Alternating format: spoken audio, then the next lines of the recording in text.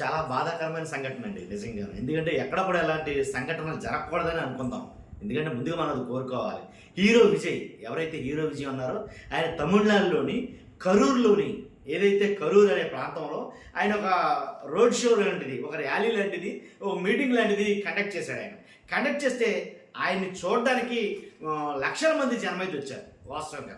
కాకపోతే తమిళనాడు కొన్ని ఛానళ్ళు వాళ్ళు చెప్తున్న మాట ఏంటంటే హీరో విజయ్ గారు అక్కడ పర్మిషన్ తీసుకుంది ఒక 10,000 మందికి.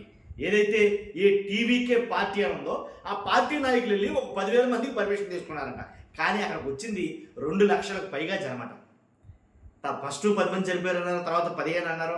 అలా ఇలా తిరిగి ఇప్పుడు మొత్తం మీద 33 మంది దాకా పెరిగింది చనిపోయిన వాళ్ళ సంఖ్య. నిజంగాను దీంట్లో ఎక్కువగా చనిపోయింది మహిళలు, చిన్నపిల్లలండి. నిజంగా పిల్లలను పట్టుకుని హాస్పిటల్లో పరిగెడుతున్న ఆ వీడియోలు కొన్ని చూస్తూ ఉంటే సాధ్యమైతే నా వరకాలు ప్లే చేస్తాం చూడండి. అంటే ఆ వీడియోలు ఆ పిల్లల్ని పట్టుకుని పరిగెడుతూ ఉంటే ఆ వీడియో చూస్తుంటే చాలా బాధేసిందండి. నిజంగా చాలా బాధ అనిపించింది. ఎందుకంటే రాజకీయంగా ఉండే కొంతమంది హీరోలు ఇలాంటివి చేసినప్పుడు తగిన జాగ్రత్తలు తీసుకోవాలని నా అభిప్రాయం. ఎందుకు చెప్తానంటే కనుక 10,000 మంది పర్మిషన్ ఎక్కడ, 2 లక్షల మంది రావడం ఎక్కడ? కాబట్టి ఆ నాయకులు మరి ఏ రకంగా తీసుకున్నారో ఏంటో తెలియదు. అంటే ఈ చనిపోవడానికి గల కారణాలు అయితే కనుక హీరో విజయ్ గారు రావాల్సిన టయానికి రాలేదు, ఒక 5-6 గంటలు లేట్గా వచ్చాడు ఆయన.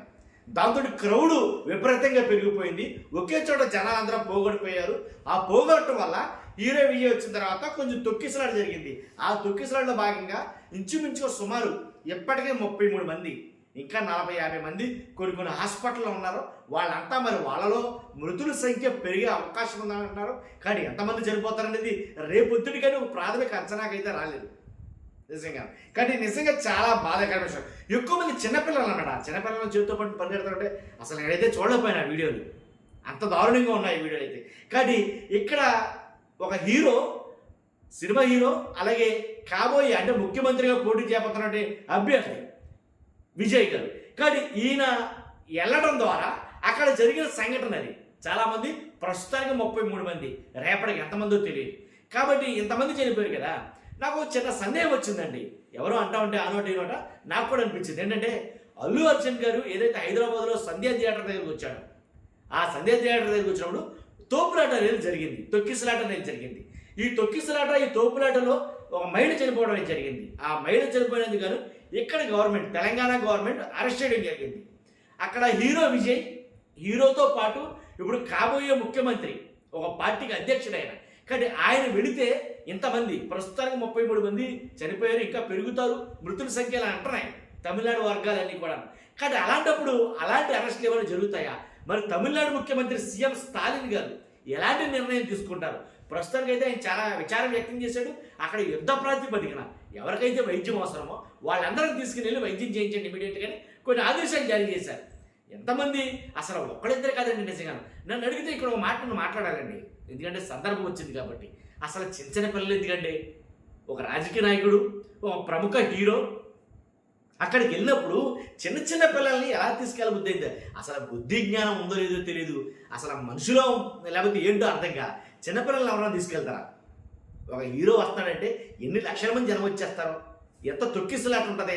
అలాంటప్పుడు చిన్న పిల్లలు ఏంటంటే కనీస ఇంగిత జ్ఞానం ఉండాలి కదా.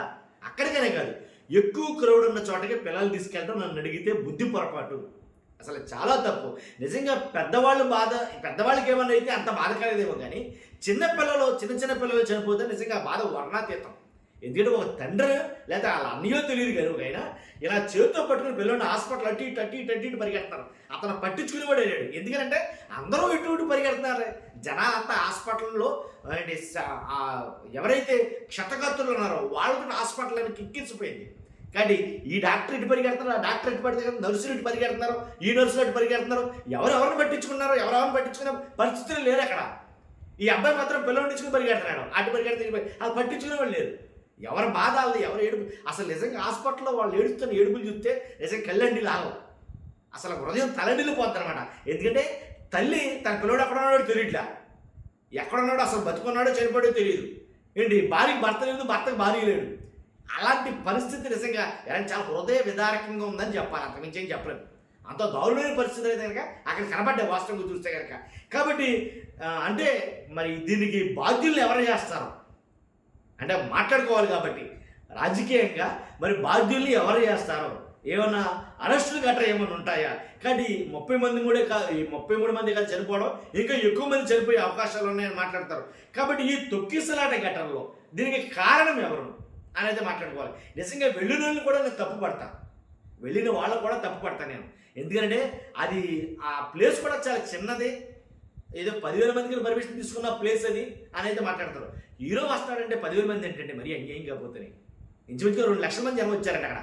అంటే అనధికారికంగా లెక్కలు చూసుకుంటే 2 లక్షల మంది అంటే అధికార లెక్కలు చూసుకుంటే ఇంకెంతమంది ఉంటారు?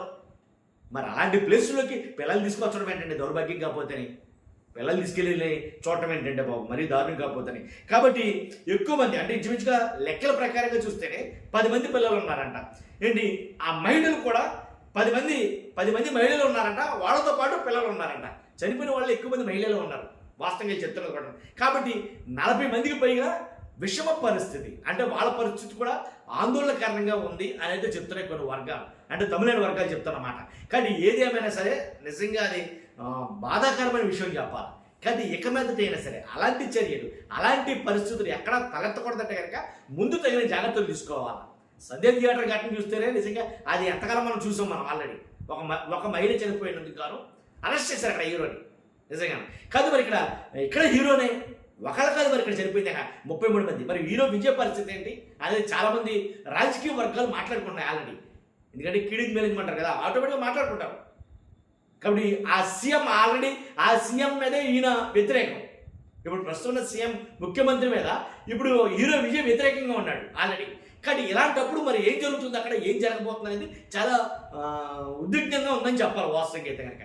కానీ నిజంగా ఎలాంటి పరిస్థితులు ఎక్కడ జరగకూడదు, ఎలాంటి పరిస్థితుల్లో ప్రభుత్వం చాలా కఠిన నిర్ణయం తీసుకోవాలి. 100% అలాంటివి జరిగితే కనుక పర్మిషన్లు ఇవ్వాలా వద్దా అన్న విషయంలో కఠిన పరిస్థితులు తీసుకోవాలి. అలాగే హీరో విజయ్ పరిస్థితి, అలాగే అల్లు అర్జున్ పరిస్థితి, హైదరాబాద్లో జరిగిన సంఘటన, ఇంకో సంఘటన గుర్చాలి మీకు జగన్మోహన్ రెడ్డి గారిది. ఏదైతే జగన్ గారి కారు కింద పడి వ్యక్తి చనిపోయాడని అన్నారు. కాబట్టి దానికి బాధ్యులుగా ఎవరు చేస్తారు ఏంటో మనం చూసాం. కానీ ఇలాంటి సంఘటనలు పునరావృతం కాకుండా సరైన చర్యలు అయితే కనుక తీసుకోవాలి ప్రభుత్వం. ఎందుకంటే పోలీసు ప్రొటెక్షన్ ఇవ్వాలి, పోలీసులు ఖచ్చితంగా కాపలాగా పెట్టాలి. ఏదో 5 మంది 10 మంది కాకుండాను ఎంతమంది అవసరమైతే అంతమందికి సరిపడిగా పోలీసు సిబ్బందిని నియమించాలి ఖచ్చితంగా. కాబట్టి చూస్తున్న మీరు అందరూ కూడా మీ అభిప్రాయం కామెంట్ రూపంలో తెలియజేయండి. ఇది మంచా చెడా ఇది జరిగింది. కానీ ఇలాంటి వాటి పట్ల మనం తెలుసుకోవాల్సిన గుణపాఠం ఏంటి, దీంట్లో ఏం నేర్చుకోవాలి అనేది ఖచ్చితంగా అందరూ ఆలోచించాల్సిన విషయం ఇది. ఇలాంటి సంఘటన తమిళనాడులో అయింది, రేపు ఆంధ్రప్రదేశ్లో కావచ్చు, రేపు తెలంగాణలో కావచ్చు, ఎక్కడైనా కావచ్చు. కాబట్టి ఖచ్చితంగా మీ అందరూ మీ అభిప్రాయం కామెంట్ రూపంలో తెలియజేయండి. ఇలాంటి వాటిపైన స్పందించాలి. చూస్తారు మీరు అందరూ కూడా మర్చిపోద్దు. Thank you very much.